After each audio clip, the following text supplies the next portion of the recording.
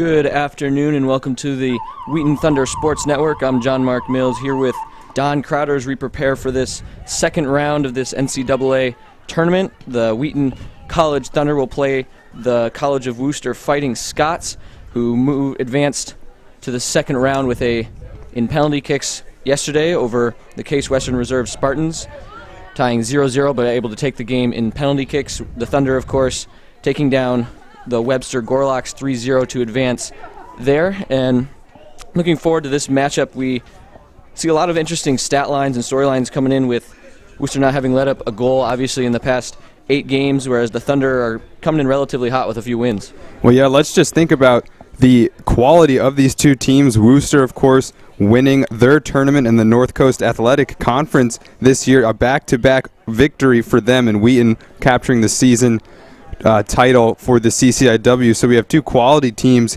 here. And let's think about this. Worcester right now is on a 3-game win streak in elimination games. They haven't, as you said, been scored on in quite a while. And their junior goalkeeper, Molly Hutter, has 14 shutouts on the year. That's tied nationally for her. So they've got a quality defense going on. But we know this Wheaton team. We know that they're very stout defensively as well.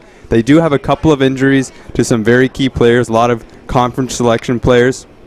But I think that they should be able to come up and ride alongside the Fighting Scots. And honestly, John Mark, I'm super excited for this game. Yeah, obviously, as you said, both teams that are used to winning, with Worcester obviously taking their conference title. The Thunder obviously getting knocked out in that in their first game of that tournament, but able to come back out strong against Webster and take that 3-0 win. And we saw a lot of offensive opportunities against Webster in that first game, so for this one, we'll see if they're able to generate as many of those sort of opportunities that they were able to get against Webster, just because of the extremely defensive nature of Worcester. Yeah, and I think the best part about this Wheaton team, so disciplined. Every single player knows what the game plan is, and as I said, injuries piling up for this team. We've seen a lot of new faces, a lot of new lineups here under Pete Felsky for the Thunder, but every single player knows what's going on, and I feel like Pete Felsky is confident that he can throw out most of his players and get a quality performance from them. A lot of players today getting some really much needed experience in the NCAA tournament in these elimination games, and we'll see what happens. Yeah, as the players get ready to come onto the field for the introductions and as well as the anthem for today's game, we will get ready to send you down to that. But players to watch for the Thunder heading into this one. At least last game we saw Jensen Ellis really play extraordinarily well in that game. Had a lot of opportunities early on before burying the first goal of the game. Isabel Oliver as well was struggling against her matchup on defense during that game, but the one touch that she was able to get, she was able to bury it. So just definitely some players to watch out for and to look for the Thunder in this game. I think absolutely you talk about players to watch out for. Carney Blake, first team all CCIW this year, her first CCIW first team selection of her Wheaton career. And this is a loaded Wheaton squad against a loaded Worcester squad. Yep, and we're getting ready for the introductions, so we will send you down to the field for those.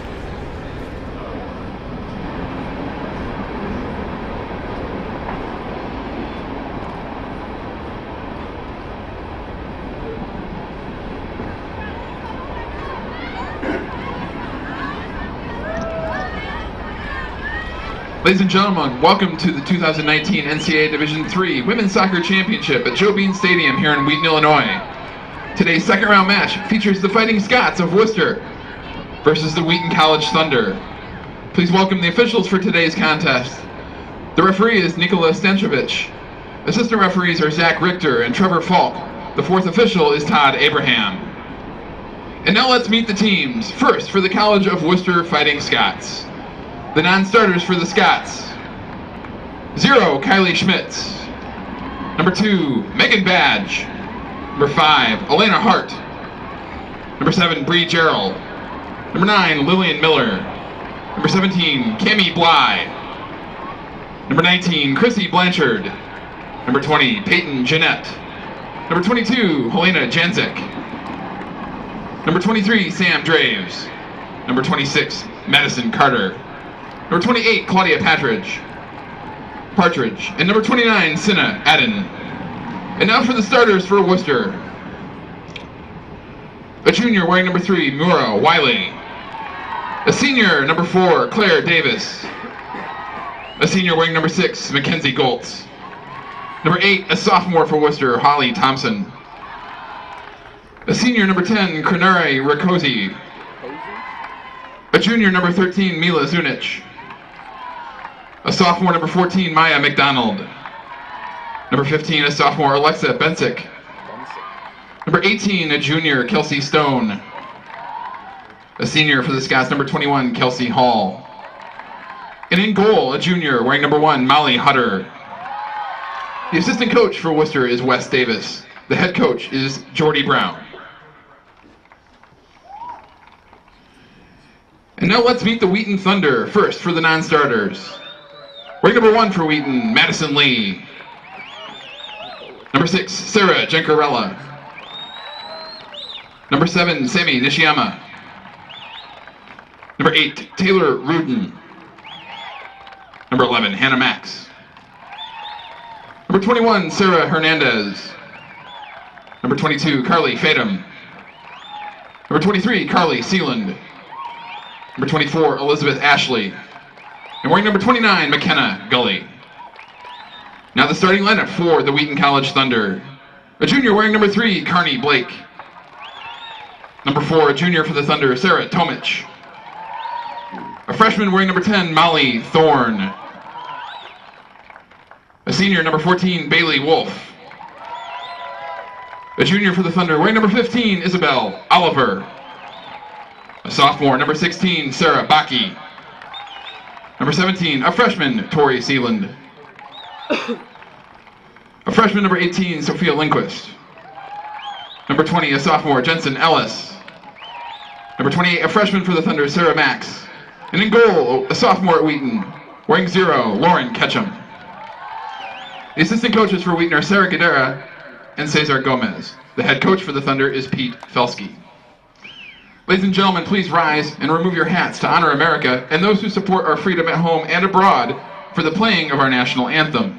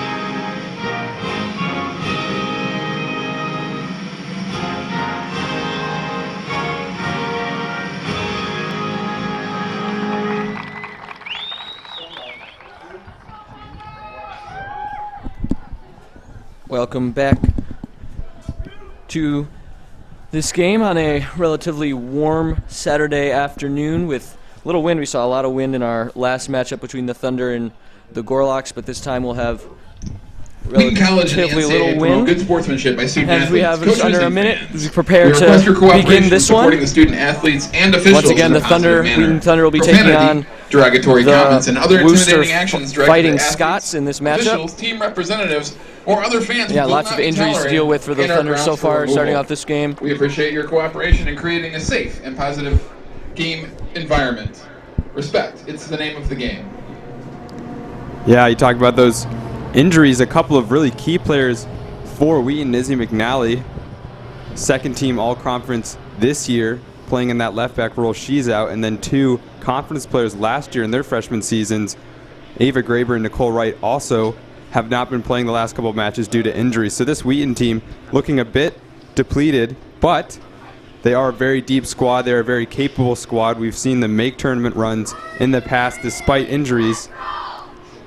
And we will see what they do today against the Fighting Scots, who are a very strong side defensively. But as you said, John Mark, a lot of scoring opportunities yesterday for the Thunder. This is a team that we know can score the ball. And the question is, can they overcome these injuries? Can they overcome this defense of Worcester? And can they get to the next round?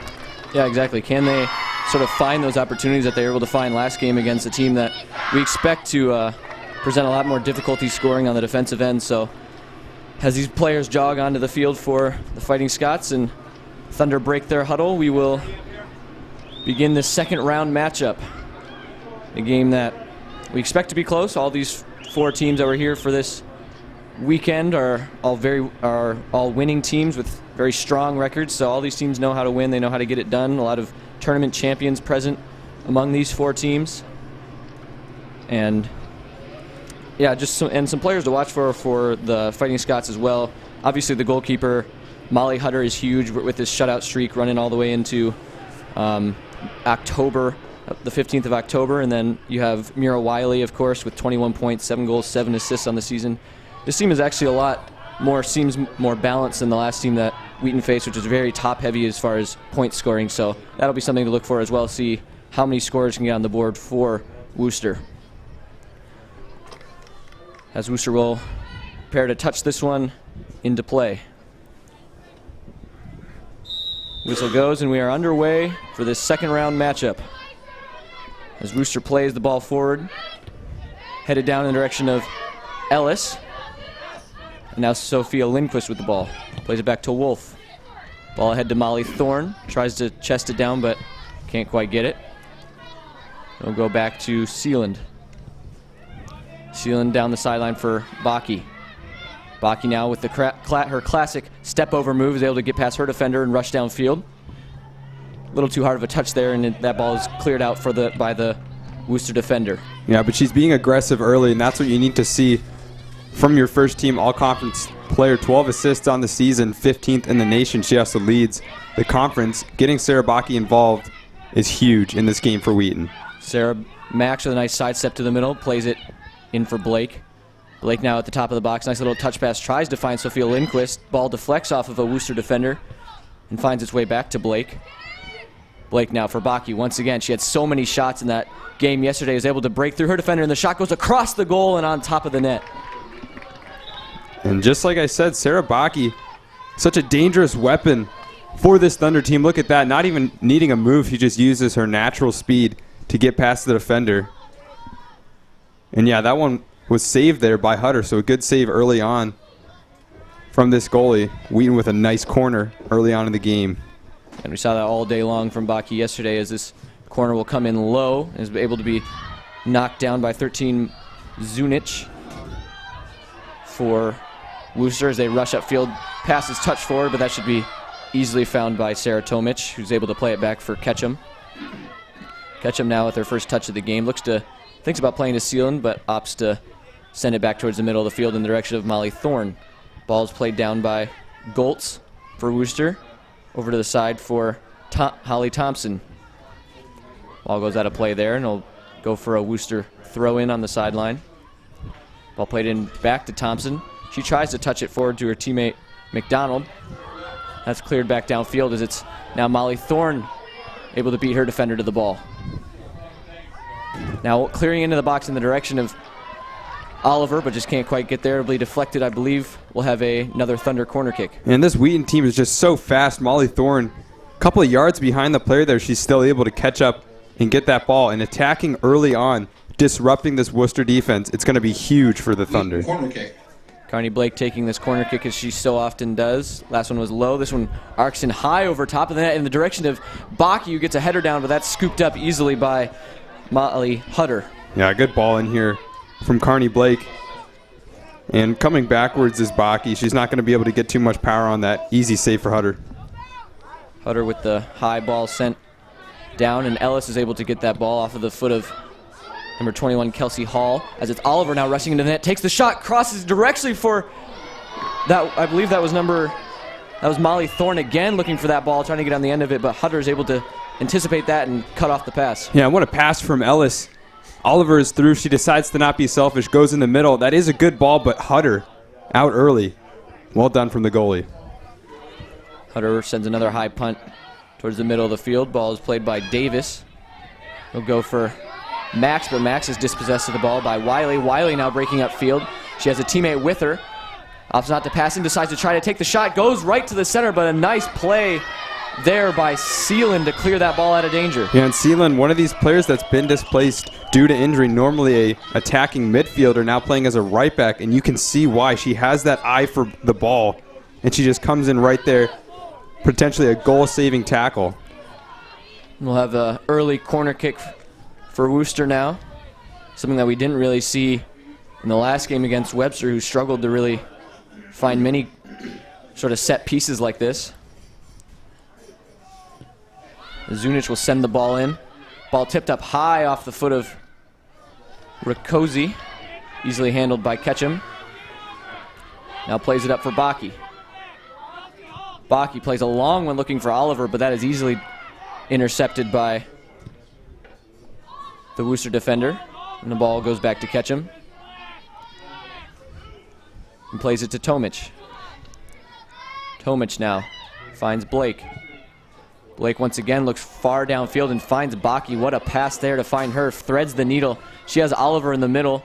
Considers going to her, but stops and is defended heavily by Goltz. Works back and plays it back to Blake. Then one touches back to Sealand. Baki once again crossing in, looking for Lindquist. Another beautiful pass, but that touch is a little too hard. Deflects back to her, however, and then is cleared out. Perhaps trying to find Goltz there again, but just gets it out of danger and out of play. Well, the Thunder just have these three great threats up front. Oliver, Thorne, and Lindquist. All of them doing very well. Ball cleared into the box once again in the direction of Oliver. Oliver fighting for it with two Worcester defenders and before the ball is cleared out, and it goes back to Max. Now we saw Ellis do a lot of work on this close sideline here. We'll see if she can repeat what she did yesterday as she's working once again on her defender Wiley. And then the ball is cleared out, and Hannah Max will just let it roll out of bounds for a throw-in. Now Max has Ellis. She'll go to Ellis, who is immediately surrounded by Wiley and Kelsey Stone near that sideline, but she's still working on 1v2, and we'll get a corner kick out of that play. And Wheaton just likes to go through their wingers, Ellis and Baki, both very capable of sending in really nice crosses, but also winning corners like Ellis just did. This time it'll be Ellis sending the ball, and this one's short as well. Easily cleared out, but it goes right to Hannah Max. Hannah Max has plenty of space. The shot is blocked by Kelsey Hall. And then that one will roll towards the far sideline. Then Sealand.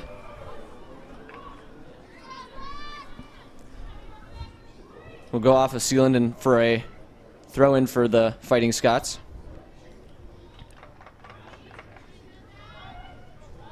Goes back to the Thunder, however, and they'll look to start this offensive drive up once again. Sealand has Carney Blake and Sophia Lindquist running towards the ball, as well as Baki, who she tried to go for, knocked over is Baki, but covering the ball is Blake, taking a chip shot at the net, which just rolls harmlessly into Molly Hutter.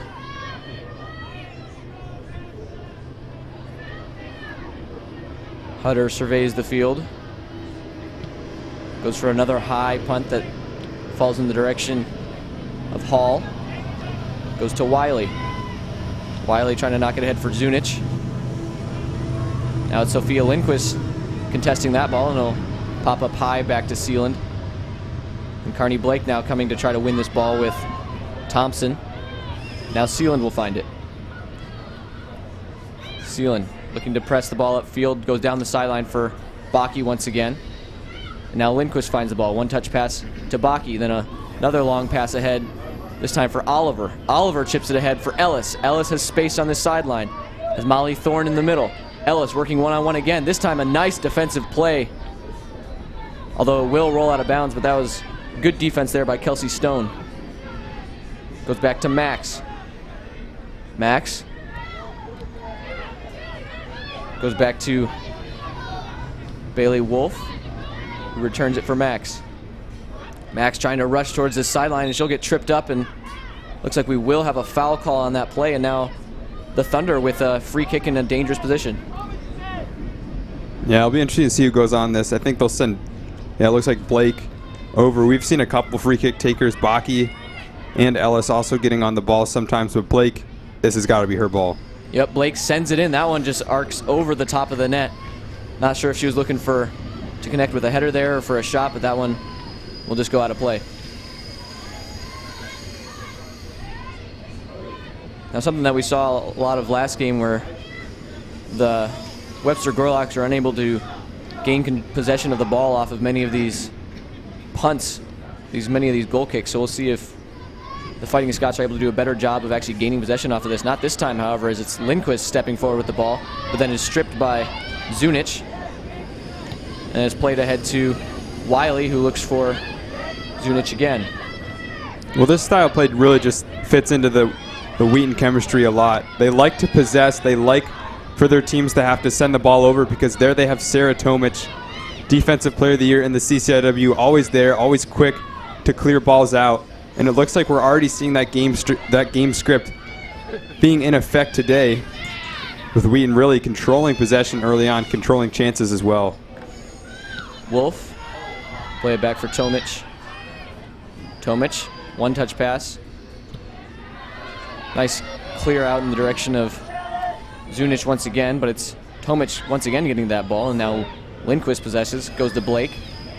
Nice passing to get that out of trouble, goes to Wolf. Now Ellis. Ellis, however, can't gain control of that ball, and it's played away by Stone, who's done a really good job defensively on Ellis so far this game. Yeah, Ellis, for all her talents, she really is of having one big weakness. She likes to go to that left foot, and it's clear that Worcester has done their scouting on one of Wheaton's best players here. And as you said, great defensive job early on from the back line for the Fighting Scots. Yeah, we'll see if maybe that means Oliver needs to get more free than she did last game, because it was very much the reverse. Oliver was getting defended very well and very heavily, and Ellis was able to get free and get some opportunities, but we'll see how that plays out in this one as the ball rolls out of play for a Worcester throw-in. It'll be Stone to take this one. She looks to begin an offensive drive, as it's Zunic now deflecting that ball, I believe, off of Max and out of play, so that'll go for a second corner of the game for the Fighting Scots. And these are dangerous opportunities here that Wheaton really needs to defend. They've dominated the game script so far, but it's quite easy to score from a corner against the run of play. And this could be a really good chance for the Fighting Scots. Setting that ball in high, arcing over the top of the goal, and then goes right to number 4, Davis, who just can't get a foot on that one. And now it's Sophia Lindquist rushing upfield, able to beat her defender. She's got Oliver upfield, who she looks for, and will find maybe a little behind her, but able to connect with that pass. Oliver has Ellis rushing forward, who she'll send it to. Now Ellis. Ellis with a nice drop back. Once again working on Stone. Goes back to Wolf. Wolf plays it to Max. Max, midfield for Blake. Blake to Tomic. Resetting this play as Tomic looks perhaps for Baki, but ball goes right to McDonald. Controls the ball and plays it back for Goltz. Goltz tries to move the ball forward, but it's almost picked off by Sealand, and now goes to Sophia Lindquist. Baki tries to play it ahead, and that one deflects off of her defender for a Thunder throw-in. Opts to just go back for Tomic. Tomic goes all the way back to Ketchum, who taps it over to Max. Max now with space. Nice threading the needle pass there. Almost is able to get it to Bailey Wolf. That was an incredible opportunity. Incredible pass there, just to try to feed it through so many defenders. Oliver looking for Lindquist in midfield. Headed over to Ellis from Carney Blake. Ellis with a too heavy of a touch there, and that's easily cleared away by the Fighting Scots. Goes to Max once again. Wolf Thunder really just trying to probe this defense right now, see if they can break through as it goes to midfield for Ellis, who is once again stripped of the ball. Yeah, one of the most creative players for Wheaton. Can't seem to get it going right now. And every time Ellis gets the ball, she's swarmed. That pass too far for Baki down that far sideline. But it looks like they'll say that was deflected, so we'll have another corner kick for the Thunder.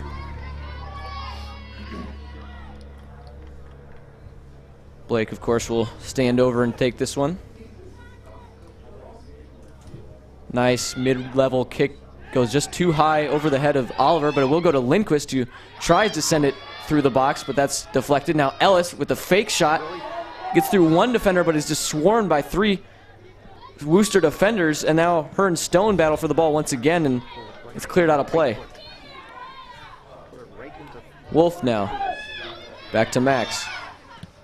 Max into Oliver, just too far for her.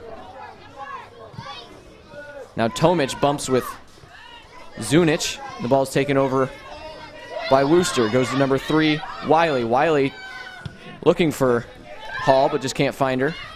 Back to midfield. And it's Goltz with the ball. But Goltz is stripped by Molly Thorne. Molly Thorne with a great opportunity here. Just touches too far, but is able to control the ball. Plays it to the center, but can't connect with Isabel Oliver there now. It's Ellis stepping forward, and that ball tipped and goes in the net. Far right corner, a seeing eye shot makes it through to put Wheaton ahead 1-0. Well, this is it. And Jensen Ellis, she's had a tough game, but she is confident right there. She shows no hesitation, just burying that in. As you said, took a bit of a deflection, but what a great shot. And look, we got to talk about Thorne right here. Such a quick player. She's going to burst past. Nice try. Nice try to get the ball back, and then the header's out, and you think it's over at this point. Thorne's going to kick it out, and Ellis, look at the curve on that ball. It does take a deflection, so a bit unfortunate there for Hutter, but an absolute cracking shot from Ellis, and now Wheaton up 1-0. Yeah, that shot somehow getting through and bypassing, I believe, 3 Worcester defenders there, as well as the goalie. And just, yeah, it takes a little bit of a deflection, which we saw some of that under goal by number in 20, our last Jensen game. Ellis, But assisted by number 10, Molly yeah, Thorne. Ellis once again able to get on the board first for the Thunder. She buried the first goal of the game last game against Webster. This time with a much different story. She was, yeah, having a hard time with her defender Stone, but is able to step up when her name is called and bury that one off of a great play from Molly Thorne. And the Thunder with an early, well, 15 minutes in, 1-0 lead. Once again taking the first step in this game. Now it'll be back in the Thunder end. That was Zunic just tapping that ball out of play, and now it'll go for a throw-in that Blake takes. Nice control there, and it goes to Bailey Wolf. Plays it ahead looking for Molly Thorne. That one just too far, and it's Oliver now rushing over to try to get that ball.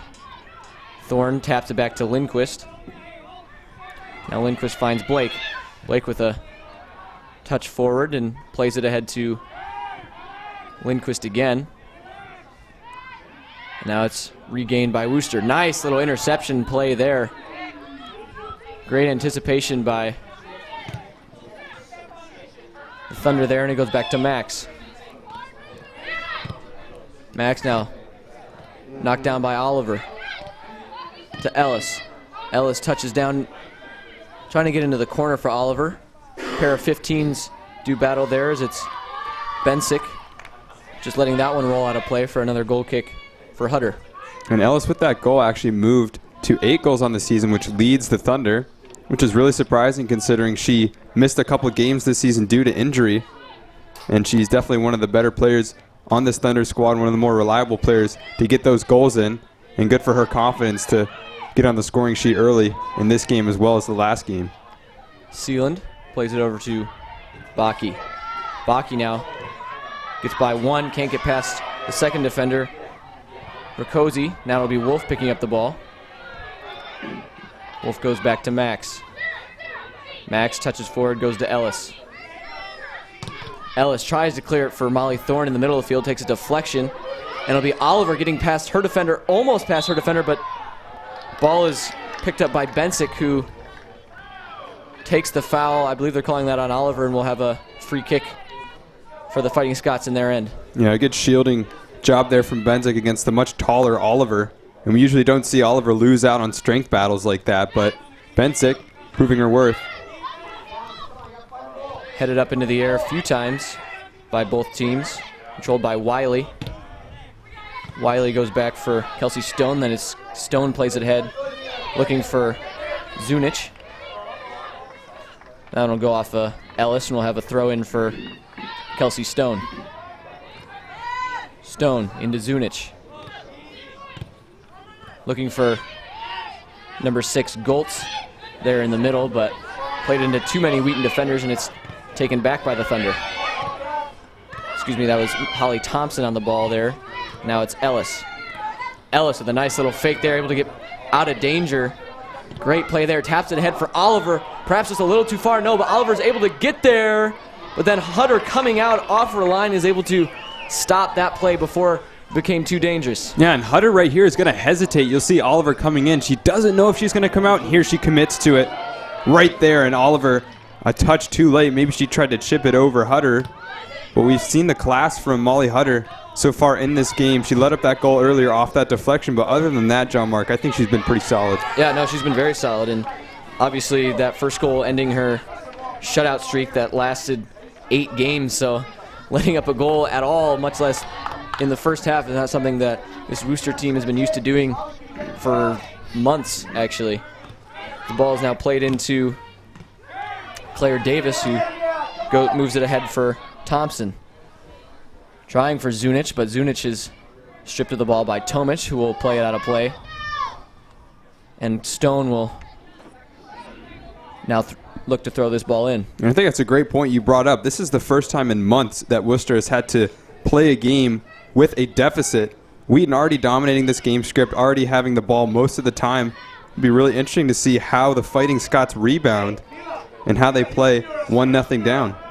Yeah, exactly. Not since October 12th when they lost 2-1 to Ohio Wesleyan have the Worcester Fighting Scots let up a goal before. So it'll be very interesting, as you said, to see their reaction to this, see how they deal with this deficit that they're definitely not used to dealing with at all. As Carney Blake now looks for Baki way downfield. That is an incredible pass, just long downfield, and Baki's able to get on the end of it. What a play there, looking for Sophia Lindquist. Incredible that play was able to work out, and it goes now in the direction of Thorne, and it'll roll out a play for a throw-in. And Baki, one of those speedy players for Wheaton that just seem to have a lot of pace on the wings and up top, and Blake able to find him. Ball will go to Ellis, the top of the box. Nice step by, has space, looks to maybe take a shot, and she will. That one rolls right to Hutter, who bobbles it, but luckily there's no other Thunder player in close enough proximity, and she's able to gather that ball off of the initial bobble. Yeah, Ellis, all of her shots, you're not just going to get a regular shot. Look at the dip, look at the spin, and even a goalie of Hutter's quality is unable to control that.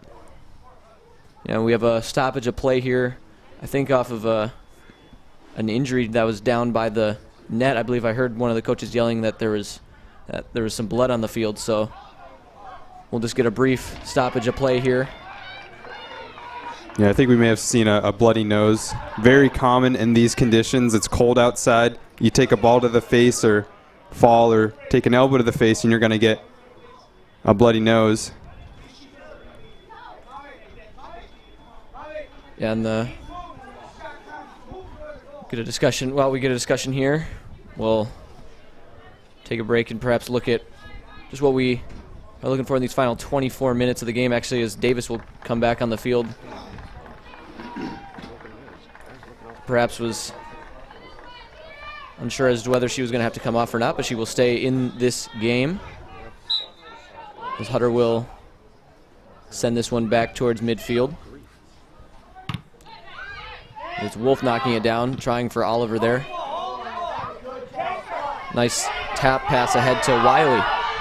Wiley rushing for it, has one defender to beat, goes to her right, but that's nice. A nice defensive play by Tomic to be able to knock her off the ball and recover it. Passes it back to Wolf. Nice play there by Tomic to defend the rush from Wiley. Thunder still have to get out of the situation, however, and they play it ahead to Lindquist, who is stripped of the ball. But then a deflection goes to Wolf. Oliver picks it up. Plays cross field to Sealand. Sealand now with space on this far side. Finds Thorne. Thorne. Nice defensive play there. He's dispossessed of the ball, and it'll go to Tomic. Carney Blake to Wolf. Wolf into open space for Max. Max has time here. He's perhaps heard her teammate telling her. Max will step forward and play it to Thorne. Thorne tries to touch it through for Ellis, who is able to get on that ball, plays it back to Thorne. One touch to Oliver. Oliver with a nice turn. The shot is saved, diving save there from Hutter. Well, that was a great team play while going through a couple of Wheaton players, finally ending up with Oliver, who just can't quite get herself open to get a good shot on target, but still a good chance in Wheaton. They've been aggressive, definitely the more aggressive team so far. Yeah, exactly. It looked like there were a few opportunities perhaps for a Worcester defender to step up and try to intercept that ball, but just able to get it in time are these Wheaton attackers like Ellis and Thorne able to get to those balls in time. As Ketchum will kick this one far into the bleachers, into the relatively empty visitor section in this game at Joe Bean Stadium. Go in the direction of 13 Zunic. Knocked down, and now it's Ellis trying to rush forward for the ball. That shot is taken by Claire Davis, but no real problem there as that'll go far wide and out of bounds. So we have number 11 for Wheaton, Hannah Max, lining up to come into this game. She'll take out Sophia Lindquist. And for Wheaton, number 11. Yeah, Max is a player that has played in, I think, all of Wheaton's games this season. Very capable midfielder. And also a couple of siblings on the team, Sarah and Rebecca Max, so nice little family connection. Goltz and Oliver rushing for that ball. Oliver now looking for the throw-in. Oliver will play it back to one of those Max sisters. Midfield for Blake. Blake with the one touch over to Wolf. Then plays across for Sealand. Sealand now for Baki. Baki looking to work one-on-one, sends that ball in. Goes through under Thorne's leg there. We'll go to Max. Wolf now. One touch. That ball is, however, tipped out by Kelsey Hall. You wonder if she maybe could have tried to control that ball and looked to move upfield, but just touches it back to the Thunder defenders. Now it's Sealand again. Sealand into Thorne. This ball once again intercepted. Now with time. Trying to play it up her head for Wiley, but that ball is taken away. Played into Thorne. Back to Max. Max gets it to Ellis. He's pressured from behind by Zunic. Ellis now 1-on-2, 1-on-3 now in this corner, is able to dance away from three defenders, and that ball is eventually tipped out, and a quick throw in goes to Oliver. Oliver to Wolf, who knocks it down. Nice little touch play out of danger, goes back to Max. Max cuts down this sideline, tries to tip it through to Oliver, and Wolf will regain control of the ball once again. Tomic now, crossfield dangerous play, almost able to be headed there by Thompson, and it is in fact taken by 14 Maya McDonald. Worcester now with an offensive opportunity. Blake trying to play it out, but plays it directly to Kelsey Hall, who sends a shot in that is easily handled by Ketchum. And I think that might be the first registered shot here for the Fighting Scots against Ketchum. Earlier on in the game, we saw Lauren Ketchum playing pretty far out of her own box when possessing. So clearly this Wheaton defense feeling very comfortable, feeling very capable. They haven't been tested too much in this game. Molly Thorne will just play that one into the box area, and that'll dribble out of play for a goal kick. So we'll see number six, Jen Carella enter And this for Wheaton, game. number 6, Sarah Gencarella. Taking off Molly Thorne, who of course had that amazing hustle play to strip the Worcester defender, eventually resulting in an assist to Jensen Ellis for that first goal of the game. And Jekarel coming in just adds a little bit of creativity to this Wheaton side. You can never really predict what she's going to do. She's got a lot of weapons in her arsenal. And obviously Molly Thorne always sprinting around, gets a much-deserved break. Hall trying to get it to Stone. Max will touch that one out of play, and Stone will take a quick throw in that is immediately one touch back to her. She'll play it down the sideline looking for Wiley. Wiley, I believe, was going to roll off of a Wheaton defender there. I believe that was going to go off of Tomic, but she takes that last touch and it'll roll out of play. It'll be a Thunder throw in. This one headed out of bounds by Stone. And Wiley is the team's top scorer for the Fighting Scots, and we've seen that reflected in this game. She seems to be the go-to player for Worcester whenever they're sending it up the field, trying to go to Wiley.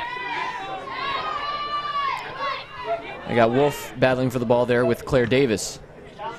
High into the air for Ellis. And now it's number 6, Goltz, playing it forward, looking for Kelsey Hall. Ellis now almost able to get that ball, but it's played ahead by Stone.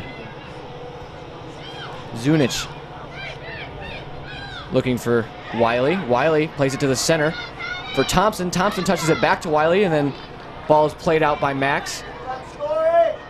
Then cleared in the air. This is once again in the direction of Wiley. Cleared out yet again.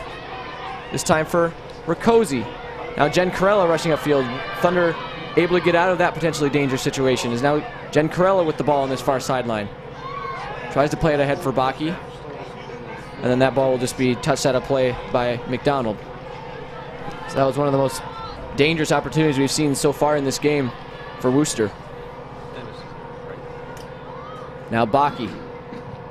Baki looks to be able to deflect it off of a Worcester defender, and we'll have another corner kick. Yeah, and Baki's won a couple corners in this game, but we haven't really seen her be too active. The ball is instead seeming to go down Ellis a little bit more on that left-hand side, and of course Ellis scoring off of that. This ball will get sent in nice cross right into the middle for Baki. Heads it into the air. Seelan trying to knock that one down, then it's eventually cleared out by Riccozzi. Now back into Wolf. Wolf, a lot of traffic here in the middle, but Baki able to get through most of it. Now it's Max struggling for the ball. We'll have a whistle here. It'll actually be against the Thunder, so we'll have a free kick for Worcester. Yeah, Hannah Max just got involved there. After a couple of tight passes, Baki looked for her, and then not really sure if that's a foul on either team, just some physical play from some good players. But now Worcester with the ball out of the back. Now the Thunder obviously hoping and wanting a call there, but nothing doing it. But they will regain control of this ball as it goes to Max. Max plays it ahead for Oliver. Oliver bodying away her defender. Play it to Wolf.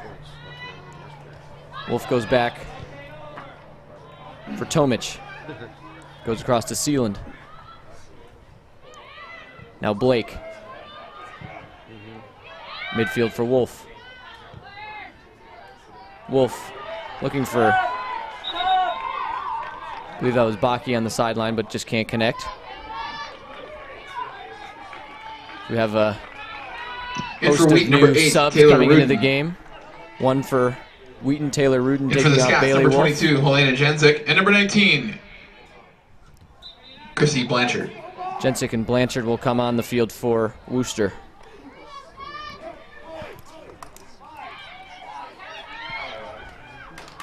Now rushing for that ball is Max. Bunch of Worcester players surrounding the ball there. And it's played ahead by Jancic. Rudin now playing it for Ellis.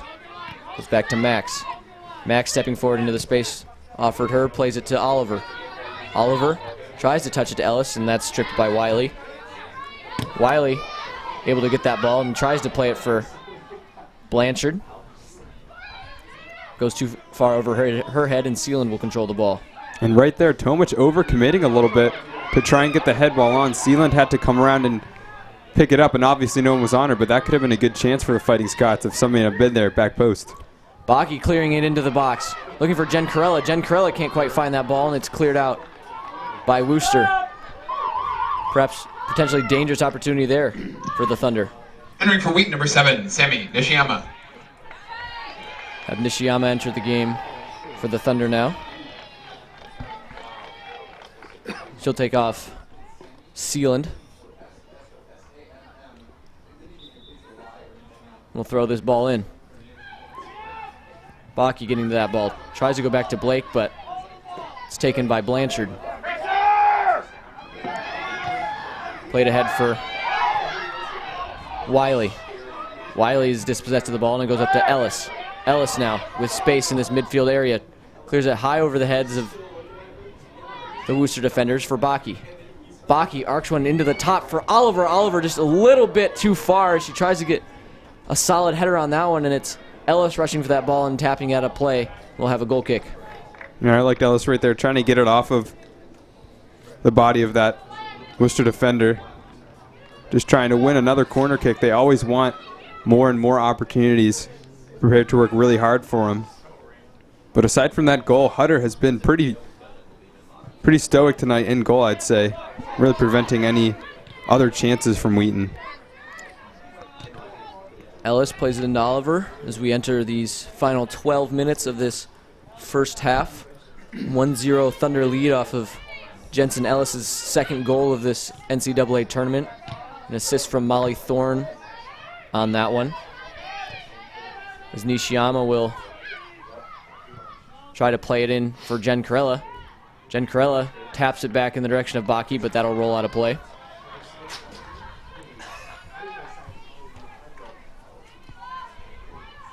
Worcester throw in, looking for Blanchard. It's headed up in the direction of Jen Corella. Jen Corella trying to get to that ball yet again off the chest of Max. Now Bakke trying to shoulder her defender away from that ball. Plays it once again ahead for Jen Corella. Now down the sideline looking for Blanchard, but Nishiyama's able to take that ball away from her. As Wheaton will shift over to this side of the field, and the ball will go to Max. Max is stripped of the ball by Wiley. Now once again in the direction of Wiley. Wiley nowhere near that ball, however. No, Tomic will tap it back easily for Ketchum. Goes back to Tomic. Max now controls in the shadows that we see on this side of the field. Oliver stepping in front of her defender, Thompson. She'll get called for the foul there, and Thompson will presumably take this free kick. Yeah, Oliver staying true to her nature, just a very aggressive player. Coming in there trying to get Stone off the ball. But Stone we've seen very capable in this game. Doing well against Ellis, doing well against Oliver there. Being a rock here for the Fighting Scots D. Stone will play it ahead to Wiley. Wiley tries to go through the legs of Max, but that play doesn't work out. Goes to Oliver. Oliver taps it back for Rudin. Rudin to Max. Now Bakke. Bakke with the ball down the sideline looking for Jen Corella. Jen Corella trying to beat her defender, does so. Is able to gain control of that ball. Plays it back for Bakke. Bakke sends it into the box, but that ball's cleared away, but straight to Blake. Blake thinks about taking that. And will tap it back for Rudin. Rudin now assesses her options, decides to go back to Nishiyama. Nishiyama with the pass, but that one is picked off and played ahead to Blanchard. Blanchard steps forward, defended heavily by Rudin. Stops. Plays it through, looking for Wiley. Had a wide open Claire Davis in the middle of the field, but tried to go for the more difficult play, sending it to Wiley. She'll control the ball once again. Ball tapped through to Davis. Davis with the one touch into Wiley. Wiley collides heavily with Tomic. And that'll be a foul against Wiley. We'll have a free kick for the Thunder. Tomic and Wiley come together pretty heavily there, but neither seem to be the worse for wear, and I'll go to Max. Plays it down for Ellis. Ellis stepping through two defenders, pushed by Davis in the back, but is able to get by. Ellis once again stepping through. This ball goes to Oliver. Oliver touches back to Rudin. Rudin to Blake. Blake can take these long shots. That one perhaps a little too far out of even her range, and she'll play it to Bakke. Bakke stepping towards that end line. And that'll deflect out of play off of Bakke, and it'll go for a goal kick for Worcester. In for Wheaton, number 22, Carly Fadum. In for Worcester, number 20, Peyton Jeanette. Fadum will enter the game, taking off goal scorer Jensen Ellis. So we now have only 8 minutes remaining in this first half. First half that we've seen, for the most part, dominated as far as possession and opportunities go by the Thunder. We've seen a few opportunities for Worcester, but nothing really too dangerous. Actually seemed to mirror our first game against Webster, where Thunder controlled most of the game and only gave up a few really quality opportunities to the opponents. The ball is taken by Stone and played ahead for number 4, Claire Davis, who goes up for Wiley. Have a foul here, I think, on Max. And Stone will take this free kick. There's a big gap in the middle of the field right now as players retreat. Maybe could have been exploited here by Stone, but she waits and she's going to send it in now. Yeah, it takes a bit of time there, and ball will bounce up for a ball that can be controlled by Blanchard. Blanchard tries to touch it through for Davis, but can't. Now it's Rudin with the ball. Nice little give and go there, finds Max. Max trying to find Jen Corella. Deflects off of a Worcester defender, and she'll get it back for Rudin. Rudin tries to go through to Max again. She'll regain the ball. Plays it for Blake. Blake, perhaps a miscommunication there as that pass off its line. And Oliver taps into Fatum.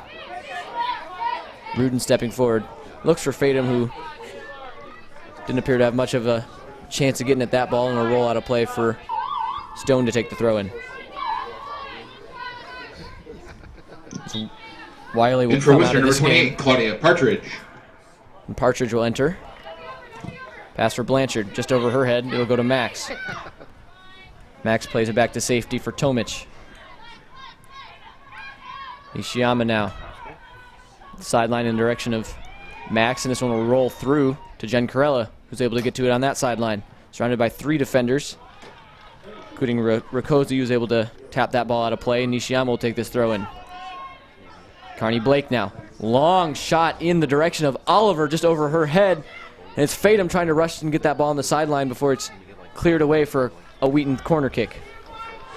Wheaton scoring about 15 minutes into the game, but since then we haven't really seen a very good opportunity for them. They've sent a lot of balls in to the middle, a lot of crosses, and a lot of good chances, but nothing that we've seen that really has troubled Molly Hutter. Carney Blake will take it short to Baki, who clears it into the box. It'll go to Nishiyama. Nishiyama takes a strike at that one, which will pop into the air.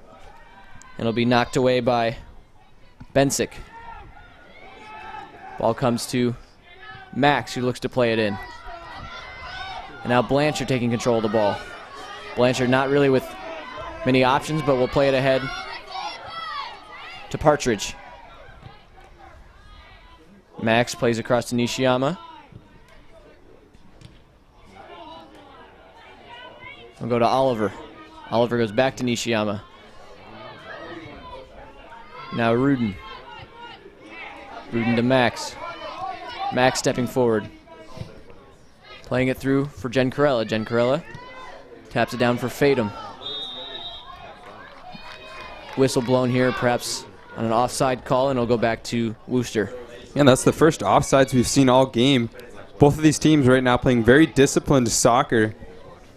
And Fatum there just a little bit too eager to go forward. Just under 5 left to go in this first half. Both teams are going to want to get on the scoreboard, either again for Wheaton or for the first time for the Fighting Scots. It can change a halftime speech so dramatically in these final 5 minutes if the game script changes at all. Tomic now taps that one into the air. It's headed up by Davis. Davis finds Partridge. Partridge plays it just over the outstretched leg of Davis, and that'll play. Max will gather this ball for a throw-in in these final 4 minutes. We'll play it to Rudin. Rudin. Back to Blake. Blake to Baki. Baki downfield for Max. Max plays the center for Blake, is able to connect on that pass, and now it's Baki taking the shot, but that's dealt with easily by Bensick, and then Rudin stepping up into it. Race for the ball is Max and Jeanette. Playing it forward in the direction of Thompson. Rolls out a play again, and we'll have another Wheaton throw-in. Nishiyama. Considers going back to Blake, but will go back downfield for Baki. Plays it back to Blake. Blake touches it into the box area and cleared out. And now Oliver rushing to that ball. Max working on her defender. Partridge is able to step through and then knocks down her defender there, but I believe that was Stone colliding with Max. We'll have a whistle blown there, and Stone will take this free kick.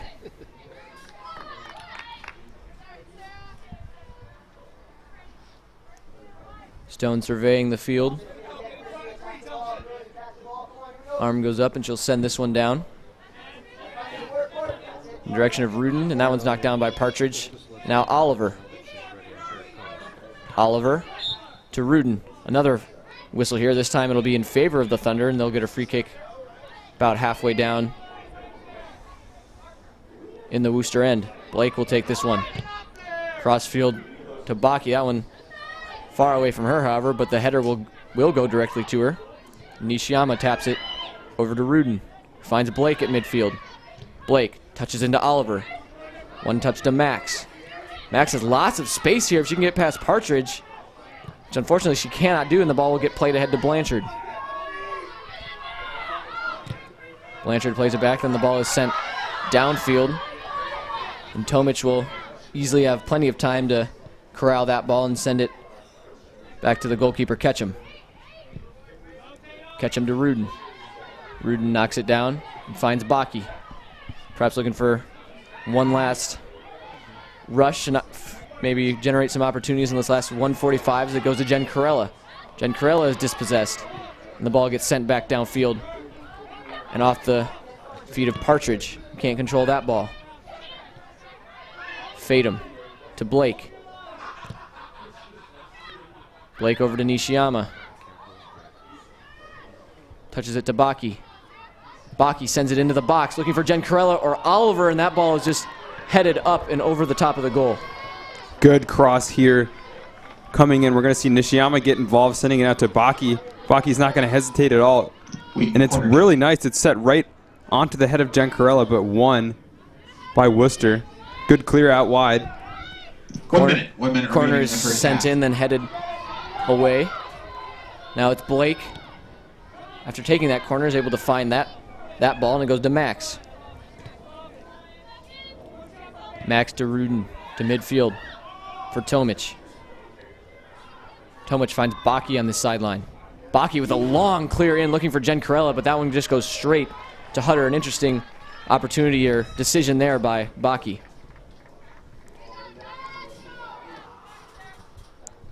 Hutter, who's been relatively busy this game so far, will send the punt towards midfield, headed by Rudin, and Nishiyama will step into this one with 15 seconds to go in this one. Plays it ahead for Max. Max bumping into her defender. Shouts for a call on the sideline from Worcester, but nothing doing it. It'll go to Jen Corella. 5. Jen Corella doesn't look like she'll have enough time to do anything with this. Max will just take this one on goal in the final few seconds of this matchup. Your halftime score of this NCAA We will Division end this III first half women's soccer 1-0 in matchup favor of the Thunder is off Wheaton of the 1, strike, College of Worcester that 0. seeing eye strike Reminder from that the restroom facilities Jensen are located Ellis. underneath the grandstand of the And football just overall, a stadium, which is good located half, to I the would say, west by the Thunder, of able to Joe control Bean much Stadium. of the play, only give up a few opportunities, a few rushes from Worcester. Yeah, I think it's a good half from both teams. Wheaton obviously has dominated this game in terms of possession and chances, but Worcester really, they gave up that goal, which was a deflection goal, a tough goal to give up. But other than that, we haven't seen them give out too much, I'd say. I think that Hutter's been very excellent in net all game. We'll look to see her get more involved as it progresses, see if she can still be a stellar goalkeeper as we get into the second half. But I'd say, John Mark, both teams so far, it is 1-0. They've played pretty well. Yep, can't agree more. Both teams playing relatively well as we will look forward to this second half, and we'll see you in a few.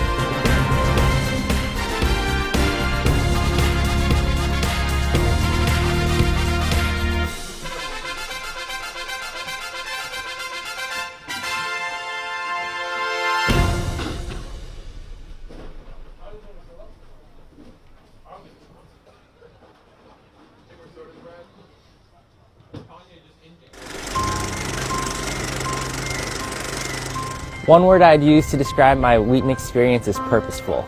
And I say purposeful because through people and experiences here, the Lord has been teaching me to reorient my desires and aspirations for work in His kingdom.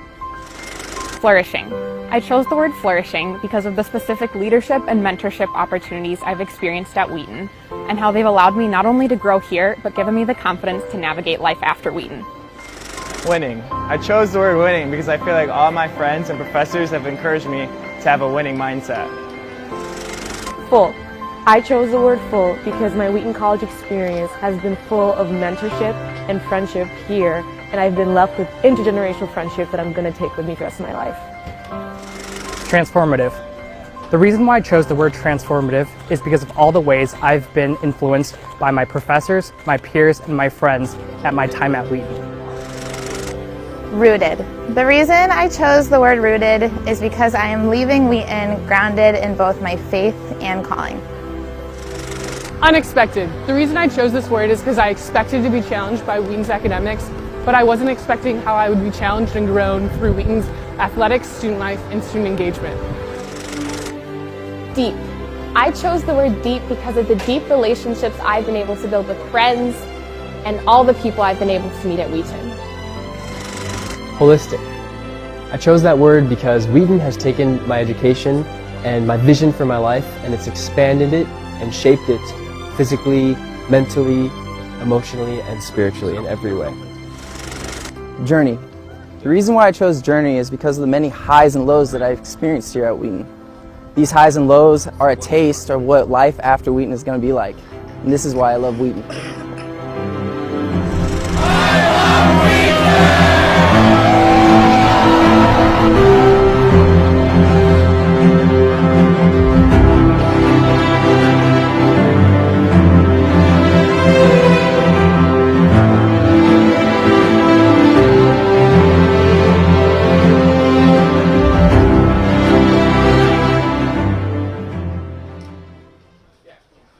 What's OIS?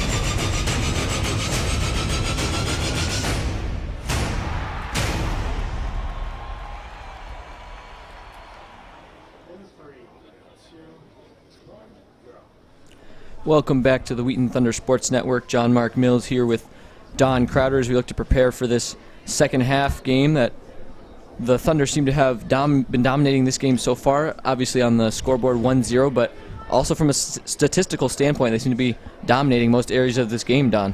Yeah, and I think they're just very confident and very patient right now. They don't really have to rush anything. The Fighting Scots do have a lot of talented players, but they haven't really been pushing forward much. And we've seen this all season long. The Thunder really good at possessing around their teams, forcing opponents to try and go long. And when they go long, they always run into one problem. Defensive Player of the Year, Sarah Tomic, in the back, anchoring that defense, and really just able to clear anything over the top, away, up to the forwards. So I'll be interested to see how these two teams rebound after that first half. Wheaton, obviously you would expect to go with kind of the same game plan that they've been rolling out with, but Worcester does have to do something differently. They are down 1-0, and they haven't really troubled Lauren Ketchum in goal. So John Mark, really excited for what the Fighting Scots come out with in this second half. And I feel like we've seen a lot of the Scots able to take the ball in their defensive end and gain control of the ball from the Thunder, but not really transition that ball into any sort of offense. They've struggled to actually have possession in the Wheaton offensive zone for extended periods of time. So we'll see what their game plan is going forward in the second half to try to actually control the ball more in the Wheaton half of the field, as well as just work on these transitions. As the Thunder will look to begin this game with Jensen Ellis standing over the ball at center field. These shadows continue to stretch over this close side of the field, so we'll have some more corner kicks out of the shadows. As we are underway now in the second half, again 1-0 lead for the Thunder off of a Ellis strike about halfway through the first half. The ball gets played to Wolf. Nishiyama will start this second half after coming in late in the first half. We'll play it ahead for Thorne. And now it's taken back by the Fighting Scots, but then knocked out of bounds. We'll have a throw in for Nishiyama. And already, look at how much more aggressive the Fighting Scots are in this second half. We had a couple of players sprinting forward on Tomic, already playing a little bit more of an aggressive style. As that ball will roll out of bounds, and we'll go for the first Thunder corner kick of this game. Of this second half, excuse me. Their 8th of the game. They dominated in that perspective in the first half. Yeah, and Wheaton, a very tall team as well. Surprising that they haven't really been able to create anything off of these corner kicks. As you said, they've had a lot, but maybe that can change here. Yeah, as Blake will send this one in. Sophia Lindquist, Baki rushing for that ball, and it'll go high up in the air for Wolf. Now Baki trying to get on the end of that one, and it'll go back downfield for Nishiyama. We'll just let Ketchum play this one, and she'll cross it over to Sealand. Sealand with time. Plays downfield for Jen Corella, who will also start this second half. Ball played up. Gathered by Wolf, who plays it over to Sealand. Sealand now goes crossfield for Nishiyama. Nishiyama touches it ahead to Ellis. Ellis perhaps touches a little bit too hard, and will go to Stone. Stone, of course, defended Ellis much of that first half, and you expect her to be giving Ellis troubles in this one. As Thorne will rush ahead for that ball, cuts towards the middle of the field, is able to get by 2 defenders, and then leaves it off for Lindquist. Lindquist with the strike, and that one is a diving save made by Hutter. And really the first time in a while we've seen Hutter troubled. Molly Thorne, we've come accustomed to seeing her sprinting down that line, uses her body, gets it off to Lindquist, and that is a good shot right there. Hutter, of course, the stats just speak for themselves. She's got 14 shutouts in the NCAA this year, tied for most in the entire Division III. So she is a quality goalkeeper, and it'll be really tough for Wheaton to get past her.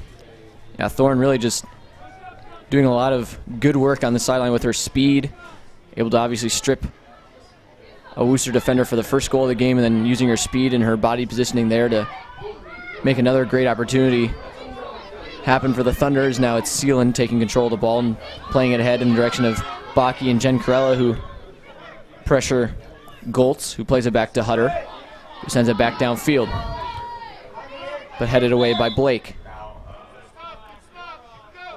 We have a whistle here, and the Thunder will move it back upfield for a free kick, as Sealand will stand over this one.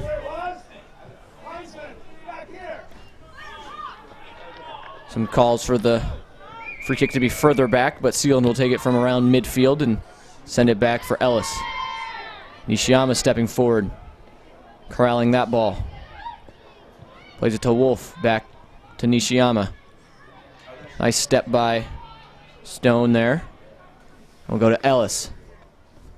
Ellis working on Hall. Ellis splitting two defenders and stepping into the middle, looking for Lindquist, can't quite find her. And that'll be Tomic. So steady in the back end for the Thunder. Sealand plays it back to Tomic. Finds Baki, but I believe they'll call that one as being out. Perhaps an offside, not sure there, but either way it'll go for a throw-in for Wooster. That one headed in the air. Lindquist trying to get to that ball. And played back for Tomic. Tomic to Nishiyama. Nishiyama looking for Thorne. Now Ellis will steady that ball and try to press forward. Defended heavily. And eventually is dispossessed by Claire Davis. Now we have transition play potential here for Wooster, but once again that play is just cut short early. Wooster not really able to get deep into the Wheaton zone yet. But this, however, is step forward, and now they are able to do just that. As pressuring forward is the Fighting Scots and sending it into the box, deflecting off of a Wheaton defender, and we'll have a corner kick for the Fighting Scots. Well, we know that can happen to this Wheaton team. They get stretched out, they press up too much, and suddenly the team that they're playing against just hits them on the counter. That happened right there. This Worcester team does have speed up front, and that could be dangerous. Down 1-0, they're hunting for a goal. Yeah, the counterattack is really what I think we want to see Wooster execute better in this game. They will get their first corner of this half and only their third of the game so far. That one gets sent mid-level in, but then headed down by Lindquist. And Wooster trying to establish some time of possession here. Ball pinballs around, but then the shot is taken, and that one just chipped and will roll wide. One of the first attempts on net that we've seen in a while from Wooster, which has their sideline fired up. Yeah, just look here, the ball bobbles around a couple of times, and then that is a good shot right there. I mean, leading the team in goals is Mira Wiley, so she's definitely supposed to take that. Unfortunately for her, it went a little bit too wide, but John Mark, we've seen the Fighting Scots a little bit more aggressive in the second half. They've already had a couple of decent chances, already bettering, I think, the half that they had earlier. Yeah, for sure. This is probably the most extended period that we've seen them in the Wheaton end, as that ball deflects dangerously. And it'll be number 14, McDonald, taking the ball, and then played over to Thompson, who was hoping for someone in that box area, but unfortunately there was no one there for her, and Ketchum will quickly roll it out in the direction of Wolf. Wolf to Nishiyama. Nishiyama plays ahead for Molly Thorne. Thorne tries to get it to Ellis and does so. And Ellis will play it back for Tomic. Back up to Jensen Ellis. Ellis will try to play it upfield, but that ball will be deflected by Stone and out of play.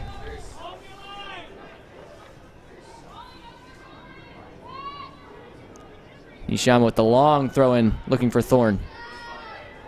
Deflects off. We'll go to Ellis. Then playing it up is Wooster looking for Thompson. So that's Janczak trying to play the ball upfield down the sideline. That one deflects off and will go to Wolf, who plays it back to Nishiyama. Stepping forward, trying to get it down for Ellis, but that one just goes too far. And Janczak getting on the end of that one, shooting it off of Jen Corella, deflects off of her, and I believe this one will deflect off of the Wooster defender and go for a corner kick. Yeah, another kick for Wheaton. As they sent two players over, it'd be interesting to see if they go with that short corner technique. They seem to have a lot of options right now.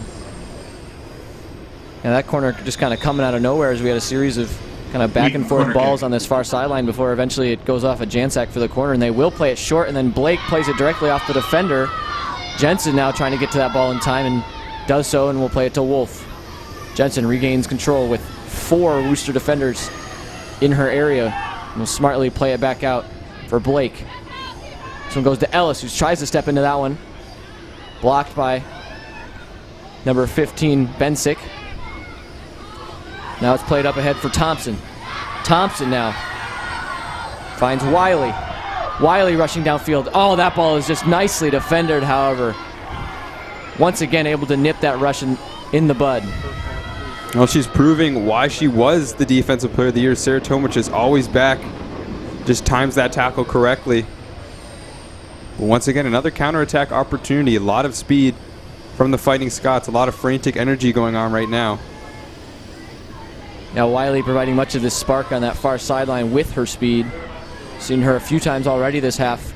Able to get free and rush downfield, but just no real A-plus chances being made as this pass is picked off and able to be controlled by McDonald. McDonald pressured heavily by Bakke, and it goes to Claire Davis, who plays it ahead for Wiley. Wiley goes back to Stone and now is rushing downfield to try to get on the end of that one. And once again, we see Worcester with possession in the Thunder end, something we didn't really see much of in the first half. That one will go off of Worcester attacker, and now it'll be a throw in for Nishiyama. Nishiyama looks for Stone. Now Ellis takes it, plays it smartly back to Tomich. Tomich with a hard touch, just trying to control that ball, but it will go to Nishiyama. Then cleared back towards midfield. Now stepping up into it is Davis. Davis plays it in the box area and then cleared out once again. Thunder just so difficult to get through on this defensive end. It'll be Hall knocking the ball out of play, and the Thunder will try to get this ball out of their defensive end off of this throw-in.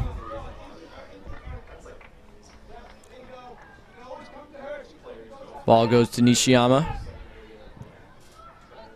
He just clears it out. And that's Thorne able to get on the end of it, but she is stripped of the ball. Now rushing forward once again, Worcester, but then Nishiyama with a nice defensive play, able to take that ball away. And then we'll play it ahead for Thorne. Thorne loses the ball to Hall.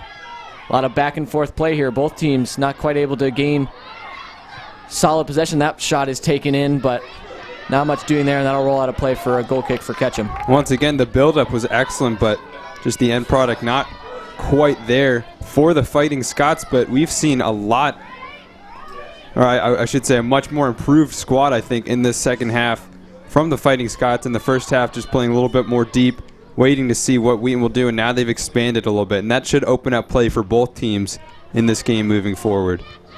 I think they've realized that they need to start trying to get something going down 1-0, as once again we see them with the ball in this end. Is stepping past is number 10 for Worcester, Riccozzi. Riccozzi in this corner. We'll see what she can do offensively. Plays it into Thompson, but Thompson can't do anything with that ball. Now it's played ahead to Jen Carella. Jen Carella pressured by two defenders. Now played long, far up ahead for Molly Thorne, but that's a nice defensive play by Jancek to cut off that potential rush. Pass goes ahead. Seelan is able to get on the end of that one. Now it's Jen Carella, has Bakke down this sideline, plays it for Bakke. Bakke, however, is outraced to the ball by Goltz, who's just trying to let that one roll out of play, and looks like Bakke will get called for just cutting the legs